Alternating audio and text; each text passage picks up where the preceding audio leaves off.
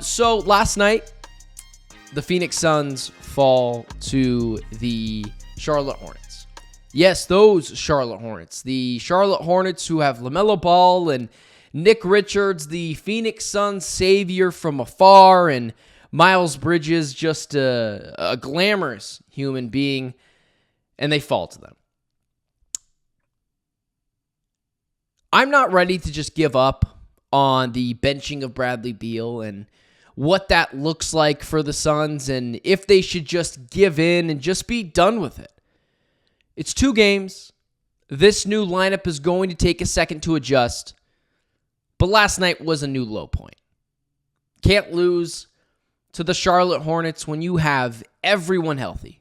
Royce O'Neal ain't making up for the, 12 points that you lost by last night. The Suns were favored by almost 5 points in that game and were dusted from about middle of the second quarter on. It wasn't really competitive. Maybe you can argue there was some sorts of competitive fire in them, but it, for the most part, wasn't competitive. And that is a new low for this Suns team. You just can't have that at this point in the season. And it is now emergency time. And there is arguments out there that this Suns team needs to just pull the cord, blow it up. Well, you're not doing that. And I understand that's the fan reaction to a team that has largely underachieved this season. But Matt Ishbia doesn't think like that. This guy's a billionaire. He's been throwing money at his problems since God knows when. He's not going to stop throwing money at his problems until he learns it doesn't work. Now, I'm not blaming Ishbia for this failing. I'm not on that boat. That's insanity. He has done nothing but throw his money at this team and give it whatever it needs to succeed. So I'm not blaming Ishbia for anything. But you can argue that this rumor of Jimmy Butler to the Phoenix Suns is overkill. It's too much.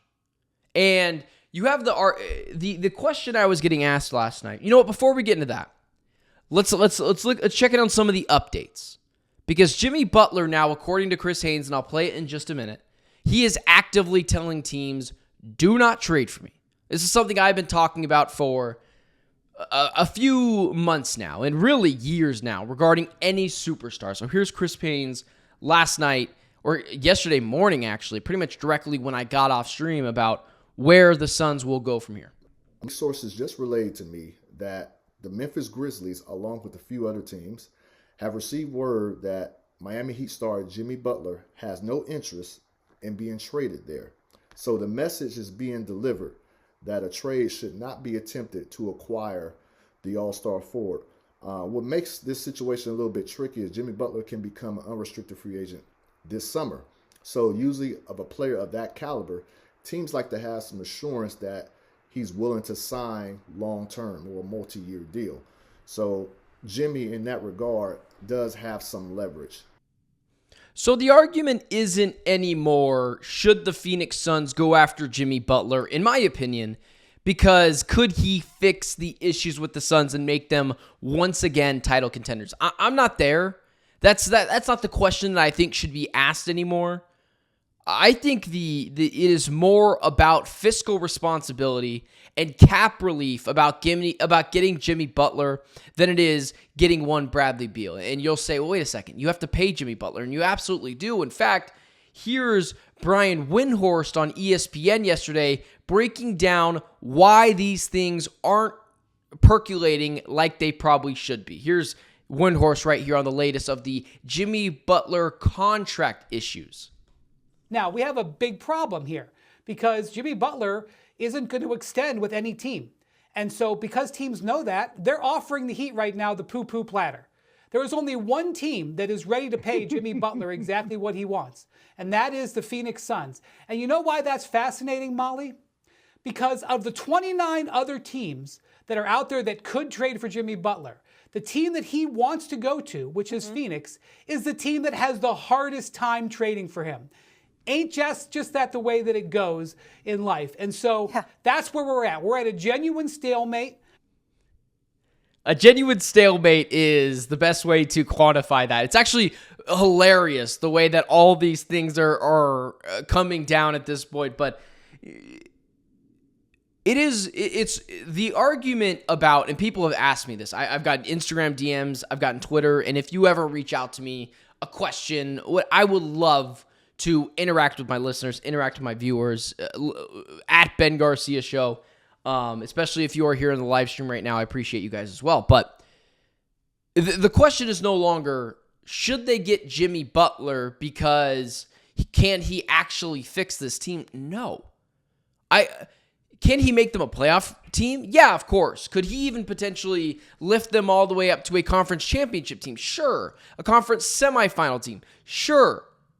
But that's no longer the question anymore with a guy like Jimmy Butler. The question is, should they get him to have some cap flexibility? And you say, well, you have to sign him. Well, listen, would you rather have Jimmy Butler on a 2-year, $100 million plus contract, or would you have Bradley Beal for 3 more years on $50 million a year? I mean, it's a no-brainer at this point. If you're the Suns, regardless of your record right now, you still have to go after Jimmy Butler.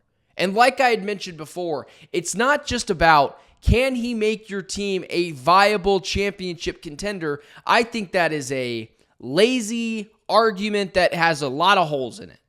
If you get Jimmy Butler, it's actually not just a token to help boost your team's playoff chances and see how far they can go and lift the ceiling of this team. But if you can get Jimmy Butler, it's more about getting off of Bradley Beal than it is acquiring Jimmy Butler. Because at that point, then you have some real cap flexibility. It's just 2 years, $100+ million extension for Jimmy Butler. Plus, after 1 year, it's an expiring deal. So the Suns still have to continue their pursuit of Butler. And I'm not even worried about if he can fix this team. This idea that this Suns team can be a championship contender is kind of far-fetched and out the window at this point. It sucks. I'm not happy that we're there. But ultimately, the biggest failure of this Suns team, although there are Suns fans out there that are blaming Yusuf Nurkic and Mason Plumlee and the center rotation as a whole, that's what I constantly see on social media. It's the only thing I can react to, right? What I see on social media, and I understand it's not real life.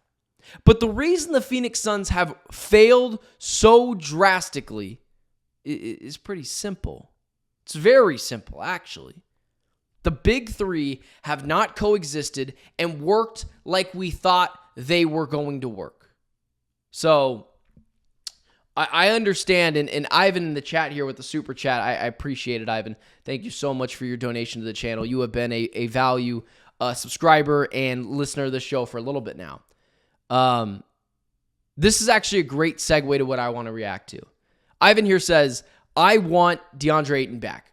Kind of not joking. And I'll kind of read that tongue-in-cheek. I'm not going to go after Ivan because he just kind of misses Ayton. There is a large segment of the Suns population, of the Suns fan base, that is very much so on the train of what doomed this Suns franchise was not going after Beal, although it looks like that probably wasn't a great move.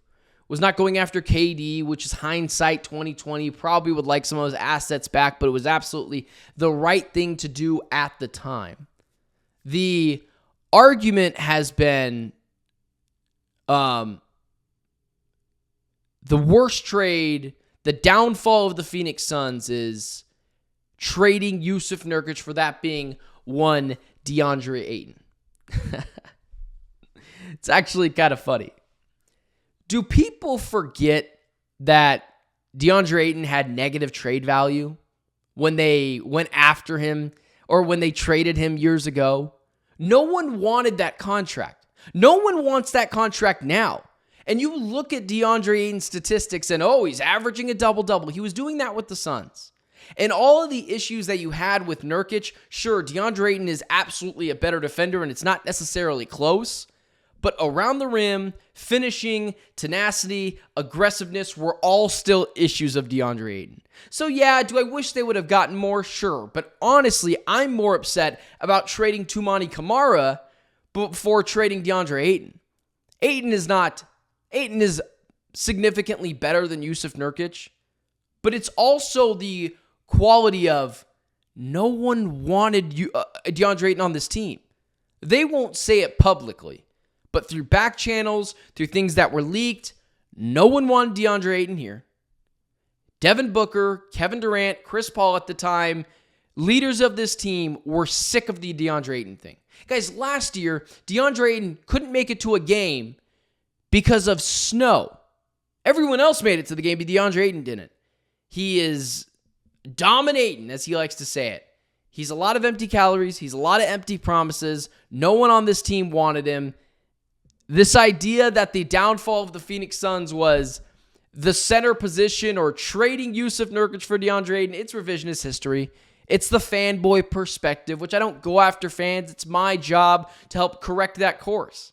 But the Suns should absolutely still be on Jimmy Butler. DeAndre Ayton was never going to save this franchise. He had negative trade value. No one wanted him. They were trying to trade him for months. The players on this team didn't want DeAndre Ayton. So sure, maybe you wish they could have gotten more back for Ayton, but they didn't. And that's exactly what it looks like to this point.